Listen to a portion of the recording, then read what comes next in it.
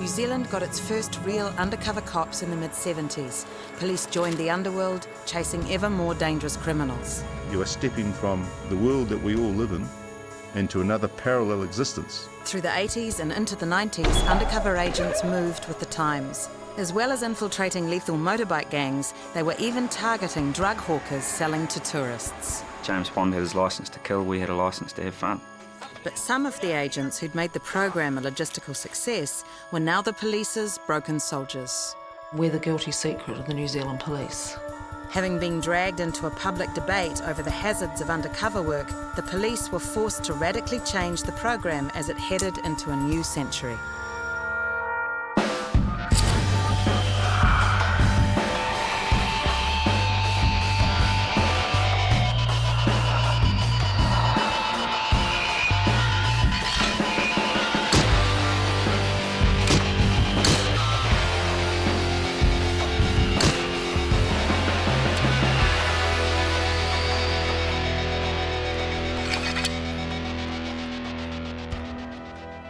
And what you get as an agent after you've been in the scene for a while is everything just speeds up around you.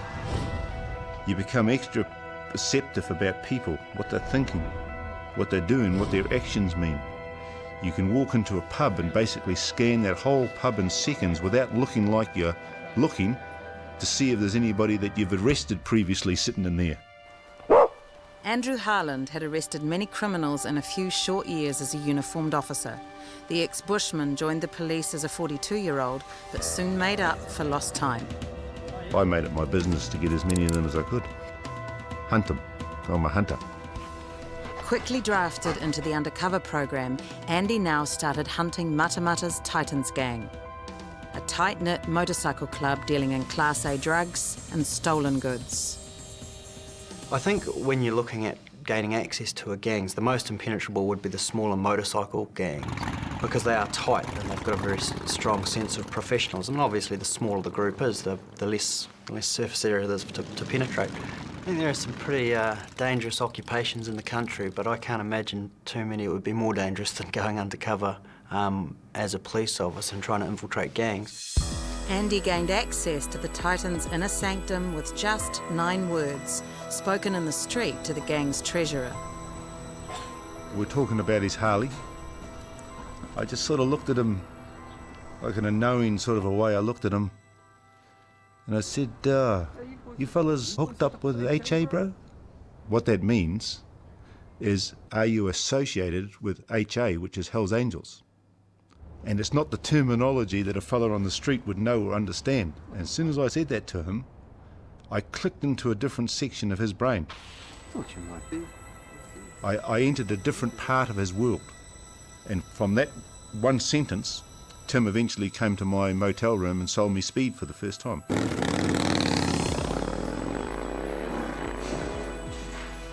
Gaining Tim's trust, Andy became the first police officer to set foot inside the Titans' fortress.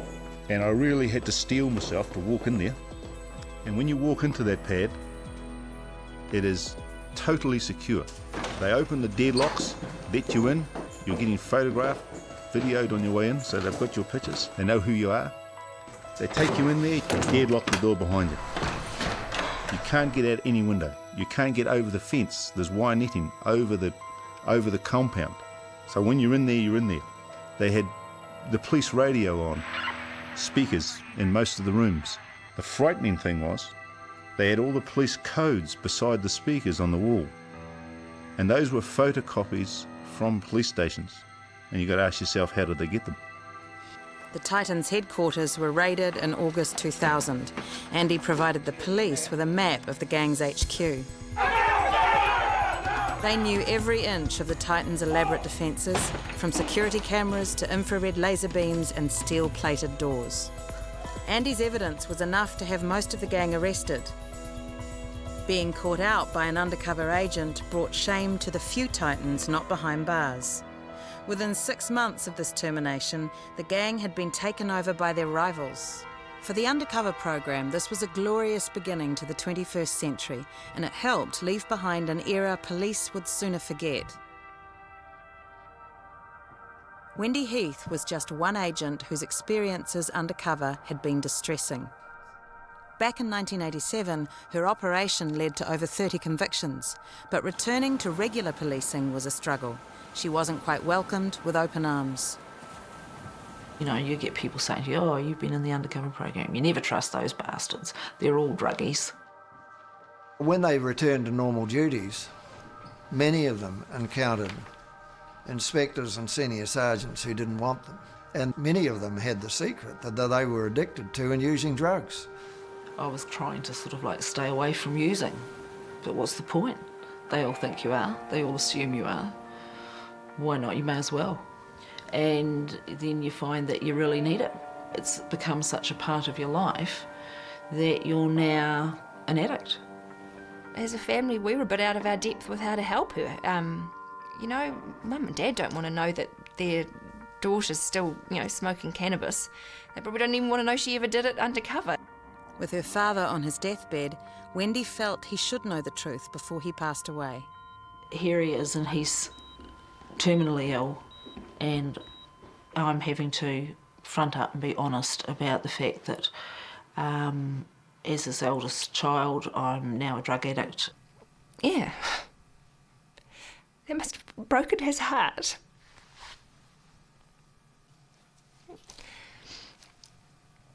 Because she was his baby. One day you realise that you're actually suffering from mental problems as well, and that you're depressed, and that you're stressed, and you're starting to suffer from physical symptoms of that. In my case, pain in both sides of my face from clenching my teeth so hard at night that I was doing damage to my facial muscles. You front up to the program shrink and you say, you know, what's the key to all this? What's wrong with me? Well, you've got post-traumatic stress disorder and you're depressed. Well, how do you fix it? Oh, that's incurable. You'll have to perf. Wendy was not the only ex-agent to suffer post-traumatic stress disorder, also known as shell shock. It was a common side effect from undercover work from the 70s through to the 90s. To perf meant taking early retirement on medical grounds, but Wendy was determined not to leave quietly. In 1992, she joined with other ex-agents to form the Used Group, dragging the undercover program into the media spotlight. Tonight, disturbing allegations that a growing number of undercover police agents were falling victims to the very drugs they were trying to combat. The Used Group stands for Undercovers Seriously Affected by Drugs, and also the term used was how we felt. Wendy chose to have her identity masked when speaking out, but the Used Group couldn't hide from the scorn of other police officers. I think they're a little bit soft. I think they should have all been told to piss off. Unless they had graduated to hard gear, then I don't think they've got any excuse. Just the wrong people, eh? Thrill seekers, black and white thinkers, not adaptable at all, vulnerable. Wrong guys. Some people see us as bad apples, and they see us as bad apples, I believe, because we've broken the cardinal rule, we've told the truth. The Used Group weren't allowed one total compensation deal and were left to file individual claims over a number of years. Wendy finally settled with the department in 2004. Shifting back to her Tūranga Waiwai deep in the South Island, she has stayed off drugs for 3 years. I live where I live because it's quiet and it's peaceful, and it's close to things that relate to my family. I am on ACC, so I'm always getting 20% less than what I used to be able to earn, and I'm grateful for that. Man, she was damaged as a result of that experience, and we lost our sister, you know? Someone said to me the other day, you have to follow your dream. And I sort of thought about it, and I don't have one. I haven't had one for a long time, because there's nothing left to dream about. Could the undercover program learn anything from the tragedies of its first 3 decades? For current agents, those lessons might just save their lives. Destroyed my family, my relationships, friendships. In the wake of the public spectacle that the used group generated in the early 1990s, the police once again re-examined their undercover program.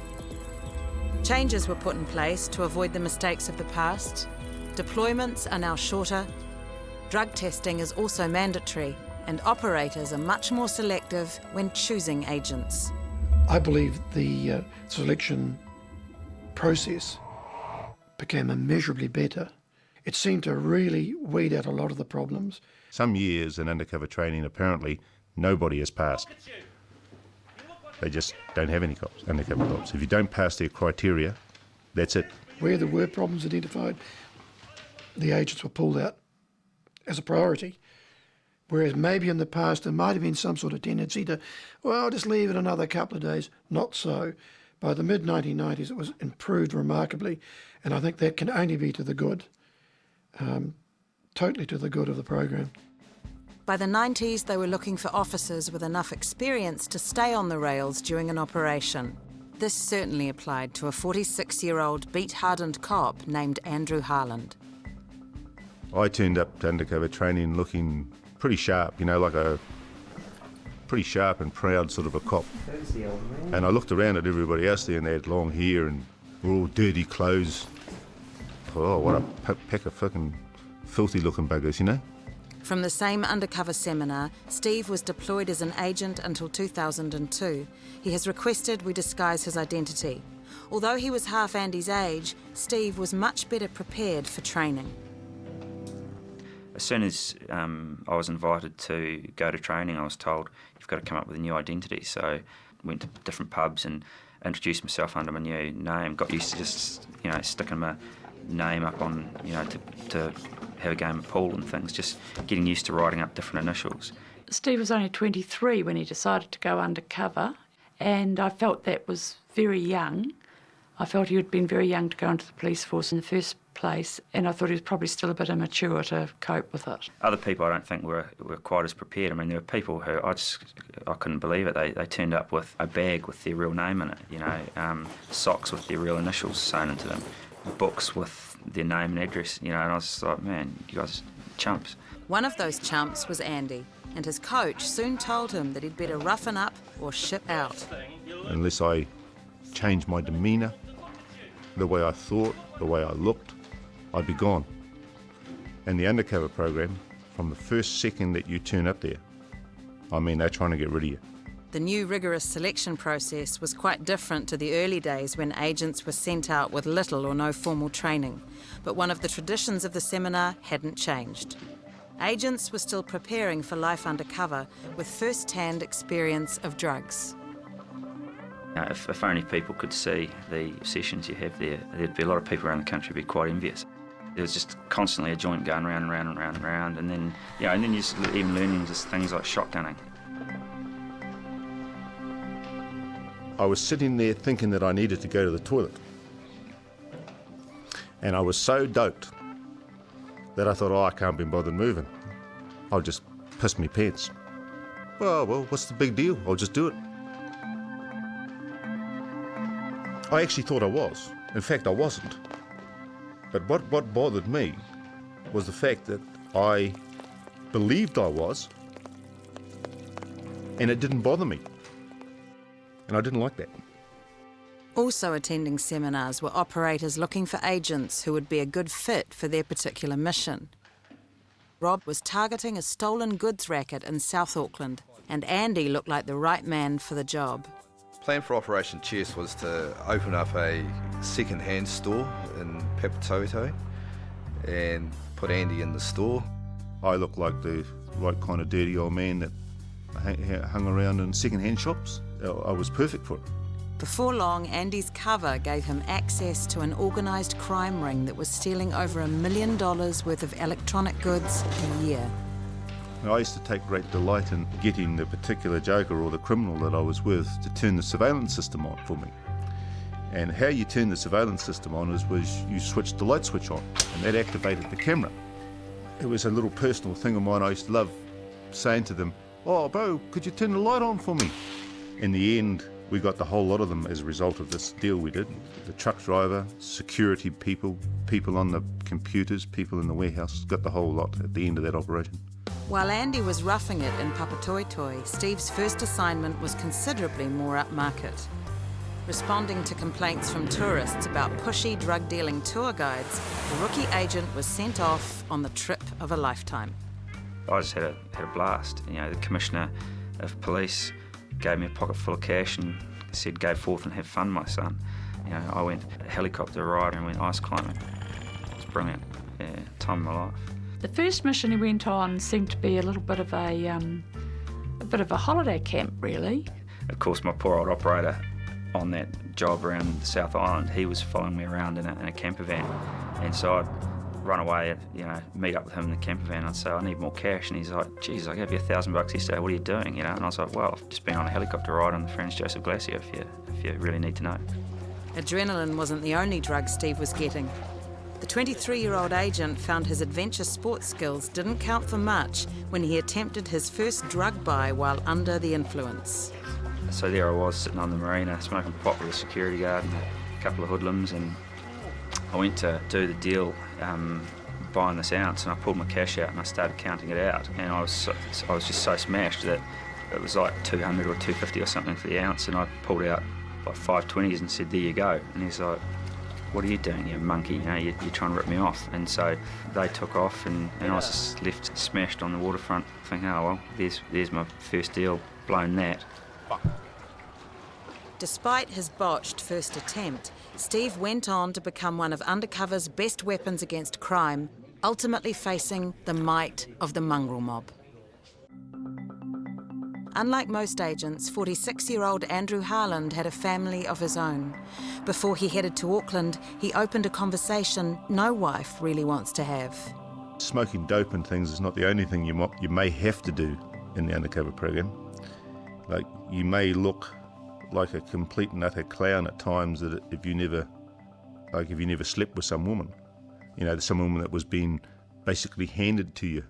He may have to get into bed with another woman, for instance. And I said, "But that's not you. That will be the undercover you. And I can accept that. It wouldn't have been a betrayal as far as I was concerned. It would be part of the job." And she basically said to me, well, gave me permission on the basis that I 100% use condoms for obvious reasons. It didn't take long for Jill's extraordinary pardon to be considered. I remember this model. She was a beautiful woman that I was buying speed off. She'd come up to me and, like, you'd buy a bit of speed off, and she'd actually put her hand into her bra, because that's where she used to keep it in case the cops ever searched her. And she'd pull it out of her bra, and it was all nice and warm, and I mean, she was a beautiful woman. And she'd come right up to me and said, "Oh, Andy, I've got nowhere to sleep tonight."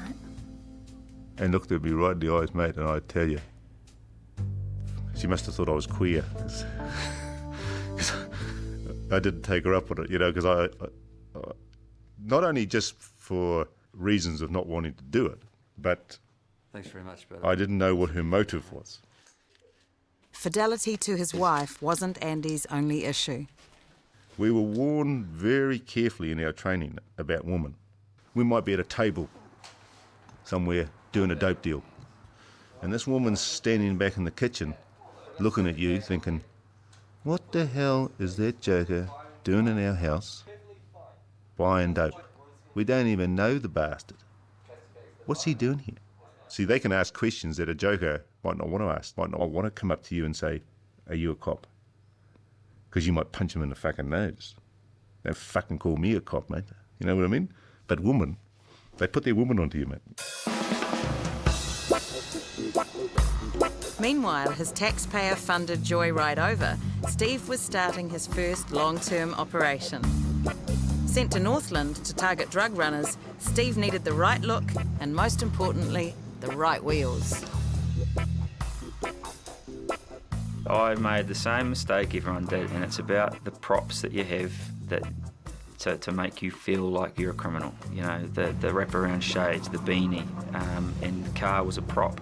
And I went and bought a lowered Holden with mags, and I thought I was the business. And the car was actually a real liability because it stuck out like dog's balls. I could not drive anywhere in Northland without people spotting that car. And I actually tried in the middle of the deployment to get rid of it. And I just wanted to go and buy, like my granny's car, drive around it. Despite the flash car, Steve quickly acquired the right running mates to help him get alongside his targets. A running mate is one of an agent's most important assets, a trusted criminal associate who can grant them access to the underworld. I think it was one of the benefits of being a young fella was that there's just a natural inclination for people to sort of take me under their wing. I played it that I was young and naive and just, a bumbling idiot sort of thing. So I was mates with people who were probably a good 10, 15 years older than me. Quite early on in an operation, a guy walked up to me in a pub. Hey, you're an undercover pig, eh? Just said straight out to me, "You're an undercover agent, you're a cop." I was just about to tell him to bugger off, and my running mate turned on him, grabbed him by the scruff of his neck and threatened to punch him out. There I was, I'd only been in the town for maybe 3-4 weeks, and here's my running mate threatened to punch out a long-standing friend on the basis that he was calling me an undercover agent. Like many agents, Steve began to see the people he was setting up to eventually betray in more subtle shades than black and white. There were good times, going having a round of golf with a couple of Black Power members, stripping down to my undies and going and getting pippies and cockles out of the river underneath the Waitangi Bridge with a mate, having a laugh, going for a few road trips with the boys. It was a giggle. Steve's moral compass was tested when he experienced life on the other side of the law. I was at a pub in Pai here, and we went outside to have a joint, and as fate would have it, just as I've taken a drag on this joint, a cop car pulls up behind us, shines a spotlight straight through the back windows, sees what's going on, and they tipped us out.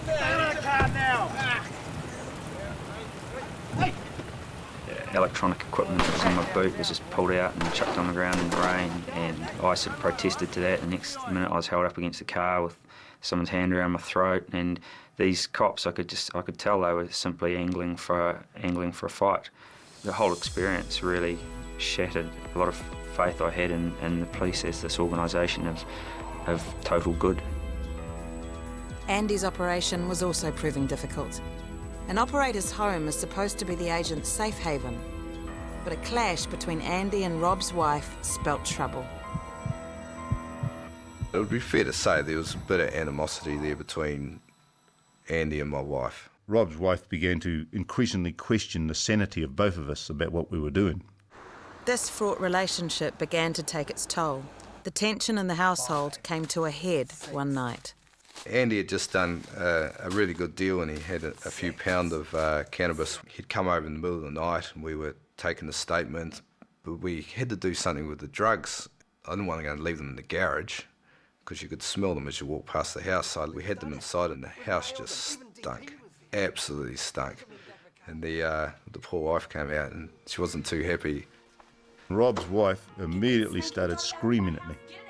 "Get that stinking bloody dope out of here. I've got a child, I've got a child."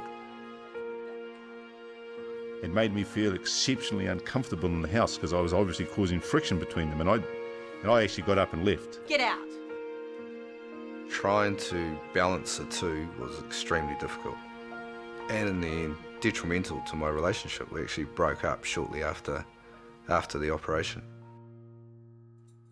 While the undercover role stretched some relationships to breaking point, Steve found the opposite was true as he grew closer to his mother.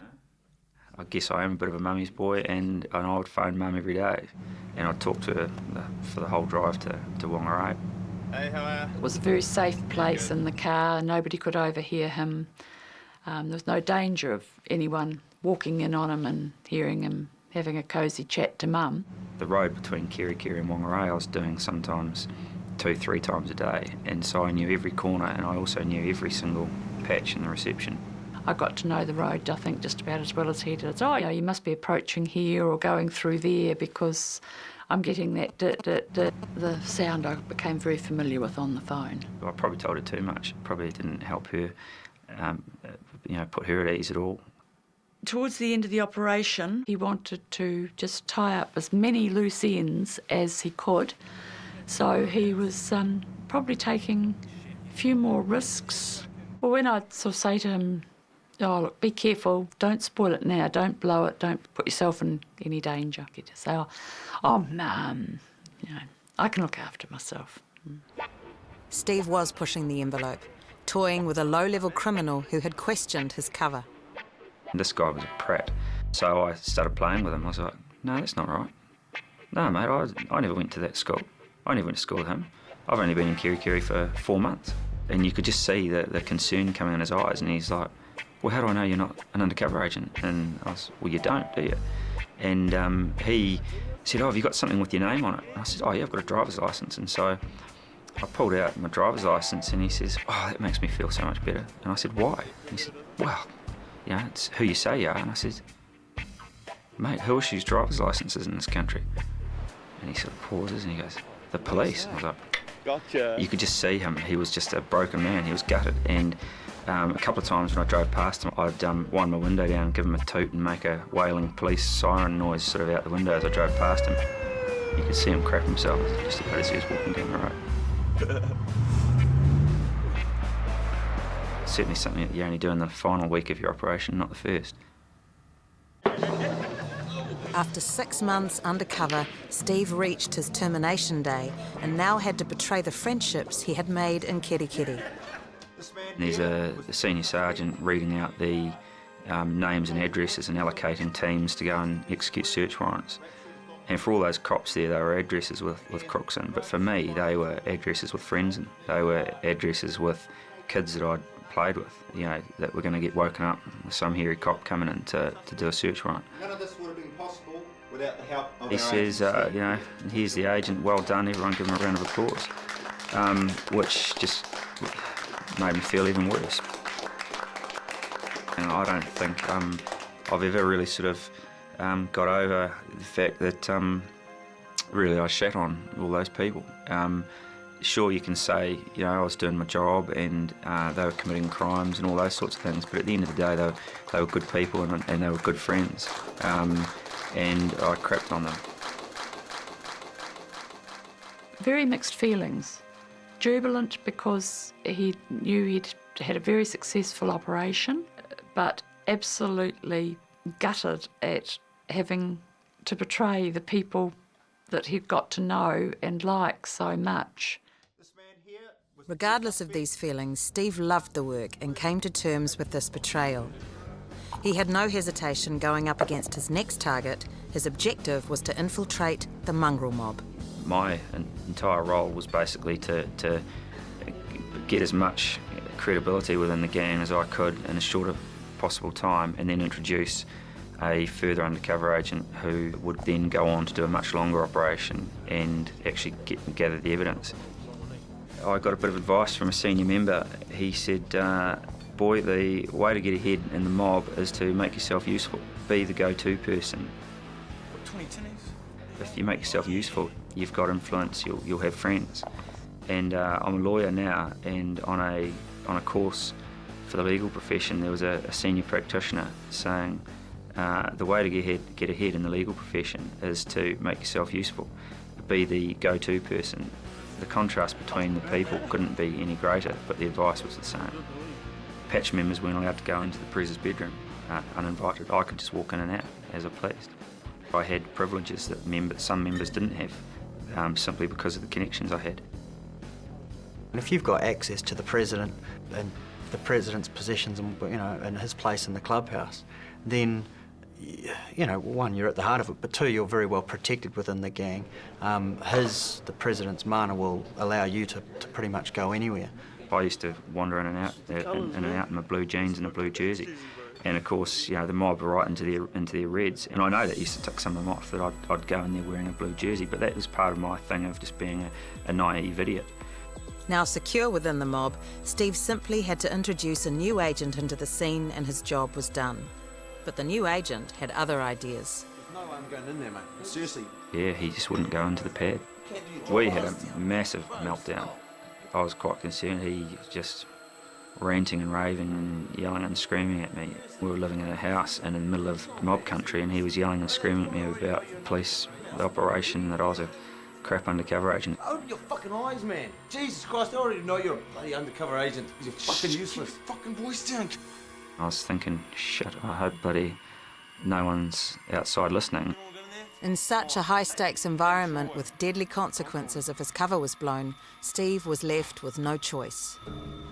And I got on the phone and I rang my operator and I said, book me a plane ticket, I'm out of here.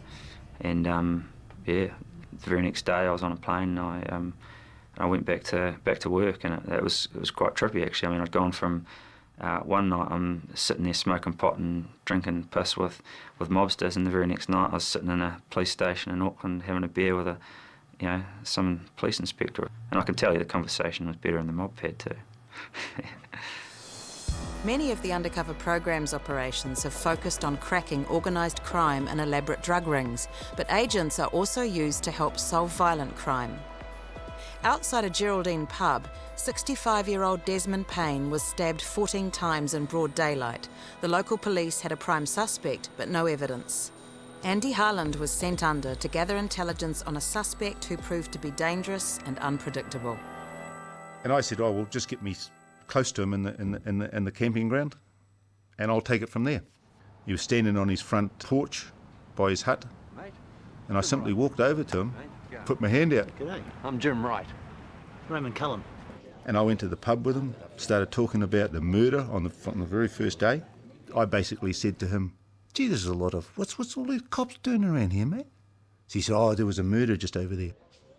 And that's one of the best things you can do as an undercover cop, is get someone to mention things to you. Because when you're asking, you're under suspicion. So the trick is to get them to talk to you about it. One thing the police did know about Cullen was that he'd been signing the church notebook in the name of Don. One of us figured that, I wonder if that means he thinks he's a Don in the Mafia. So I had to introduce this into a discussion. I was sitting in the Geraldine pub with him, having a beer, and in a conversation, I said to him, oh, Ray, do you watch much TV? And he said, I like the news, documentaries, things like that, Jim. And I just left it, hoping he would ask me. And sure enough, the conversation went on. And a little bit later, he said, what's your favourite program? And I looked at him right in the eyes. The Sopranos, mate. Well, I tell you, I saw the devil in that man right there. He never said a word. He pressed his hands together like this. And he started contorting his face and everything. And he seemed to physically grow on the bar stool. I mean, I've never seen anything like this in my life. He just contorted his face around in a manner that you just wouldn't believe.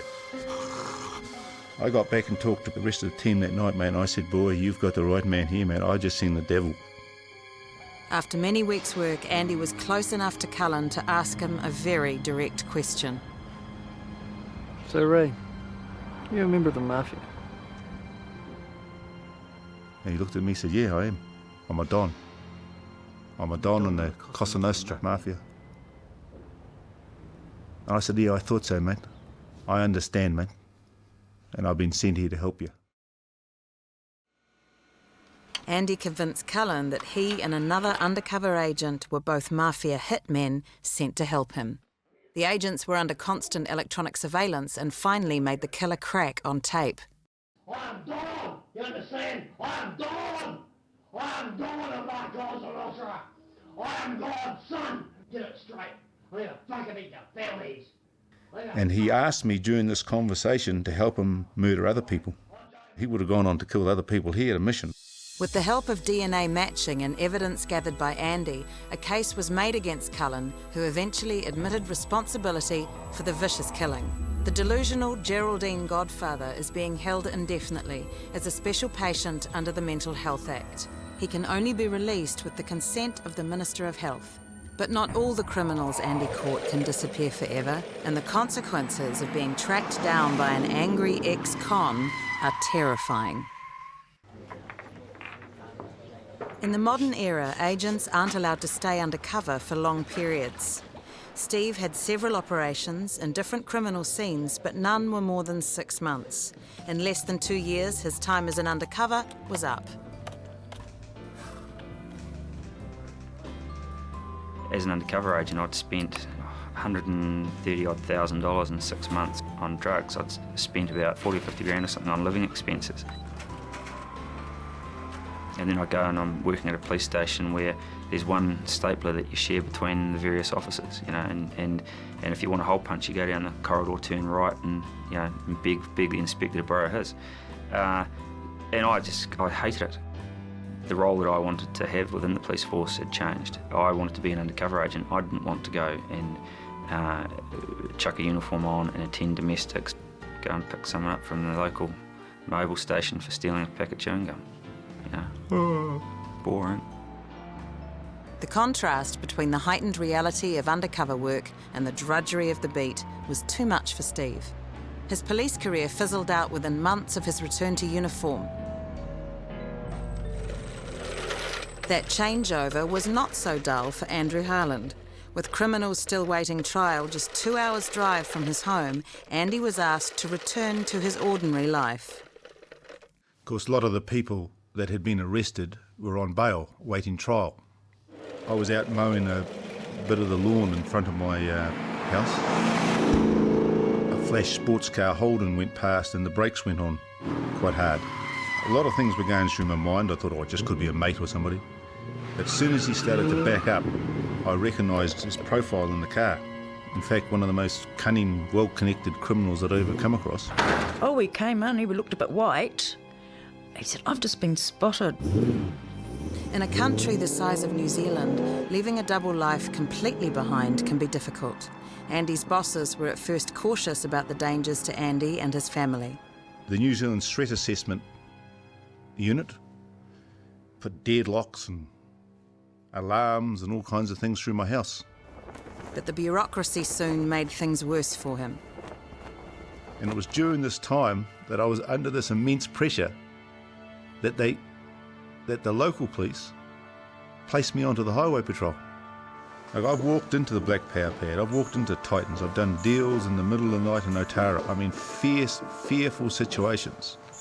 But I'm not that stupid that I'm going to get into a traffic car and stand on the highway. When he could be stopping, anyone doesn't know who's in that car. It was the most ridiculous thing I have ever heard. Here's a guy who's got all this experience in criminals and burglaries and how they act, sell stuff, steal stuff and all that. And they go and put him on a traffic unit by himself in the country. Andy refused to serve on highway patrol, and in the fallout of that disobedience, he was suspended from all police duty. This is a matter of principle. I've been attacked by vindictive, nasty people who have used their powers as police officers in an unethical way. And I'm just not going to let it go. Though Andy does not blame the undercover program for his troubles, the police once again face a familiar problem. A disgruntled agent burnt by his involvement in undercover work and fighting for compensation. But undercover assignments don't always end unhappily. Lessons learnt by police administrators appear to have limited the casualty list as the program has evolved. Many of those involved in the program continue with long police careers. Those who do leave the force are often very successful in the private sector. 3 of the ex-agents we have spoken to are now lawyers, using hard-won lessons learned by living on both sides of the law. Yes, it's wrecked some lives, but there's also been people like myself who look back on the whole experience and think, man, what a privilege to have done that. It's incredible. For the police, the continued existence of the undercover program reflects a long-standing belief that it works, however controversial. The principle behind the program is a simple one. To catch hardened criminals, sometimes you have to join them to beat them. crooks out there think the world's full of undercover agents, but there's actually very few out there operating at any one time. And I think that's its greatest value. It's just created so much paranoia. It's a tough job, but it's still something that has to be done if the law is going to be enforced. The one thing that crime doesn't permit is an honest appraisal of how it does its work. The Undercover program is an essential tool of policing. There has never been one time that I wish I hadn't done it. It has enhanced me as a person. I've got to meet some phenomenal people. And you know you've done some good. Patrick O'Brien was one of the longest-serving agents in the program's history. Over 4 years of undercover work took a huge personal toll on the former Catholic schoolboy. I don't regard New Zealand as my home anymore. And I'm a vagrant. I spend my life travelling, hitchhiking around the world.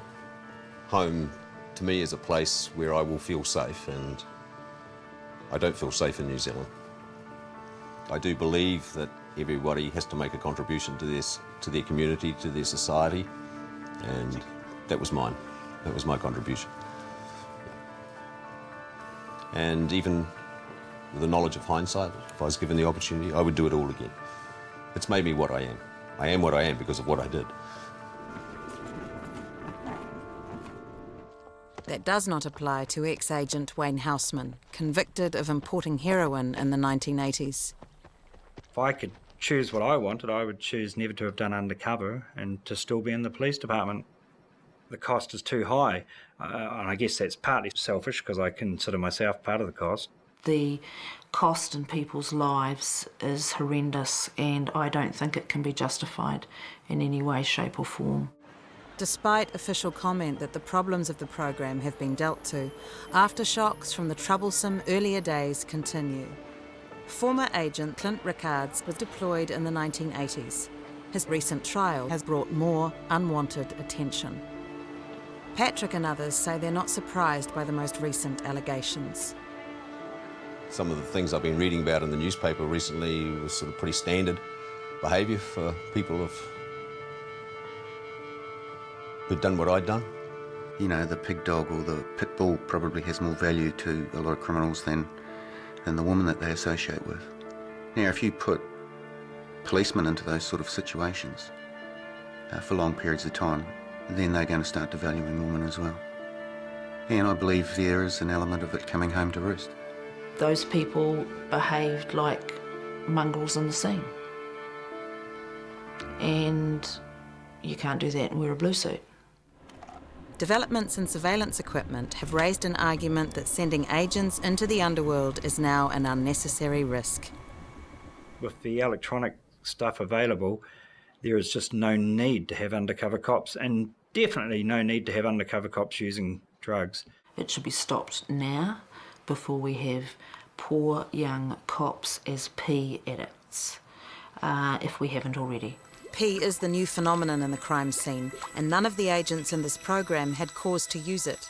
The police have prevented us from contacting current agents who may be dealing with this problem, but no one doubts that P has changed the face of crime in New Zealand. The unpredictable addition of P to any confrontation has made policing that much more dangerous, especially if you're undercover. So, where to from here? What is the future of the Undercover program? Do I think the Undercover program has a place? You betcha. Many undercover agents will tell you it's not worth it. I don't accept that argument myself at all, even from the damage that I've seen. They like to say that they've changed things and that this doesn't happen anymore, but the reality is not quite that way, and they can't make too many claims which just could bounce back to bite them. They said it in the late 70s, they said it in the mid-80s, they said it at the end of the 80s, they said it in the 90s. We've made changes, and we don't have those problems. I just don't believe them, because I've told that story, they've been telling that story for decades, and nothing has changed. It's a tool they have to use. They've been forced to use it, so they do, and good luck to them, and I hope it still keeps going and that they can put all these mongrels away where they need to be. It should be stopped. Decent people don't do things like that. It's not worked for decent human beings.